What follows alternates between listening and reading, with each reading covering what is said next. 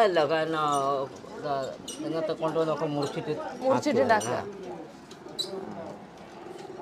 നിങ്ങൾ കടയ്ക്ക് കൊടുക്കുക ആൾക്കാർക്ക് കൊടുക്കുക നമ്മ കൊടുക്കുക വീട്ടുകളിലൊക്കെ വീടുകളില് ആൾക്കാർ ഇവിടെ വന്ന് മേടിച്ചിട്ട് ഇവിടെ കൊണ്ടുതരും.